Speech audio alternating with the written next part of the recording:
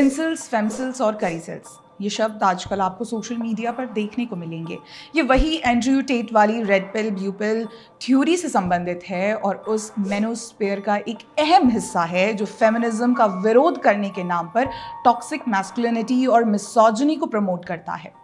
लेकिन क्या ये मुद्दा भारतीय समाज में उतना प्रासंगिक है जितना भारत का वामपंथ इसे बताना चाहता है? आखिर मुद्दा भी भारत में तब उठा जब अनुराग कश्यप, आलिया भट्ट और कुछ जर्नलिस्ट ने नेटफ्लिक्स पर हाल ही में रिलीज हुई एक मिनी सीरीज एडोलेसेंस को प्रमोट किया। फिर क्या था, वामपंथियों ने इसे भी इस्लामोफोबिया और कास्टिज्म से जोड़ दिया, जबकि मुद्दा कुछ और है और थोड़ा सेंसिटिव तरीके से हैंडल करने की जरूरत है।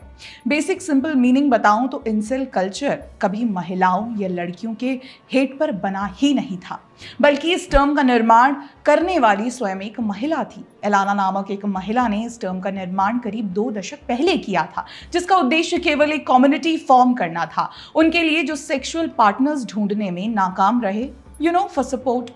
इस टर्म का बेसिक मीनिंग दिया गया इनवॉलेंट्री सेलिबेसी। अब सेलिबेसी तो आप जानते ही हैं, यानी ब्रह्मचर्य का पालन करना, लेकिन आपकी मर्जी के बिना। आपको ऐसा लगने लगता है कि आप जीवन भर अकेले ही रहेंगे बिना किसी इमोशनल या सेक्सुअल पार्टनर के, और ये सब आप डिजर्व करते हैं। नहीं मिलने पर आपको महिलाओं से नफरत होने लगती है क्योंकि आपको लगता है कि आप ये डिजर्व करते ही हैं, और अगर आपको एक फीमेल अटेंशन या गर्लफ्रेंड नहीं मिल रही तो वो सब ह्यूमन है। ये तो हो गया इंसेल का बेसिक मीनिंग। अब फेमसिल बेसिकली होता है जो महिलाएं या लड़कियां इनवॉलेंट्री सेलिबेसी को फॉलो करती हैं। वहीं करीसेल्स वेस्ट में इजाद हुआ एक थोड़ा डेरोगेटरी शब्द है भारतीय मूल के लड़कों के लिए, इंडियन इंसेल के लिए। कई वेस्टर्न इंसेल्स मानते हैं कि भारतीय महिलाएं वेस्टर्न महिलाओं से सुपीरियर होती हैं क्योंकि वो किसी के भी साथ केवल लुक्स के लिए नहीं सेटल होती, वो ओवरऑल पर्सनालिटी, घर बार देखकर ही अपना पार्टनर चुनती है, जिससे कई बार फ्रस्ट्रेशन और हीन भावना बढ़ती है। एडोलेसेंस में एक 80-20 रूल का जिक्र है। रिसर्च करने पर पता चला कि ऐसा माना जाता है कि 80% महिलाएं केवल 20% पुरुषों से अट्रैक्टेड होती हैं, तो बाकी के 80% मर्द क्या करेंगे? एडोलेसेंस के हिसाब से या तो वो ट्रैप कर सकते हैं या इंसेल बन सकते हैं। अब 2018 की बात है, कनाडा के टोरंटो में एक आदमी ने पब्लिक में अपनी कार चढ़ा दी जिसमें 10 लोग मारे गए और 14 घायल हुए। अटैक के कुछ मिनट पहले उसने इंसेल रेबिलियन करके एक क्रिप्टिक पोस्ट सोशल मीडिया पर किया था। इसी के साथ इंसेल वायलेंस में सेक्सुअल असॉल्ट, शूटिंग, मास मर्डर्स सभी शामिल हैं। सवाल ये है कि जो एक सपोर्ट कम्युनिटी के तौर पर होनी चाहिए थी, वो विमेन हेटिंग वायलेंट कम्युनिटी कैसे हो गई? जवाब सिंपल है, social media evolution. The black pill pipeline नामक एक स्टडी के अनुसार सोशल मीडिया के विकास के साथ ही ये थ्योरी की मुख्य रूप से वाइट मैन खुद को माइनॉरिटीज और फेमिनिस्ट का विक्टिम मानते हैं। इसी स्टडी के अंतर्गत 2019 से अब तक करीब 2700 पेज के इंसेल पोस्ट स्टडी किए गए, जिसमें अधिकतर महिलाओं के साथ हिंसा की बात की जाती है। अब इनमें से कितने एक्ट करेंगे ये कोई बता नहीं सकता। ये red pill, blue pill, black pill का टंटा बहुत लंबा और जटिल है। इन शॉर्ट ये कह सकते हैं कि एक्सट्रीम स्टेज ऑफ इंसेल इस ब्लैक पिल, जहां अक्सर महिलाओं के खिलाफ ये वायलेंस के द्वारा ही अपने ह्यूमिलेशन का बदला ले सकते हैं।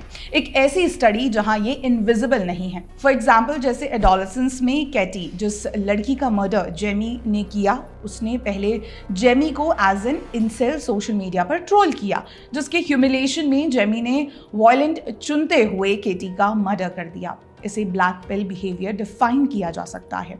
कई स्टडीज ये भी दर्शाती हैं कि इंसेल में वायलेंस को बढ़ावा देने में अडल्ट इंडस्ट्री का भी बहुत बड़ा हाथ है। पॉर्न के ओवर कंजम्पशन से महिलाओं को लेकर एक ऐसा परसेप्शन बन जाता है जहां लड़के खुद को इनएडुकेट समझने लगते हैं और महिलाओं के प्रति वायलेंट हो जाते हैं। अब आप सोच रहे होंगे कि क्या इसमें केवल लड़के या आदमी की ही गलती है?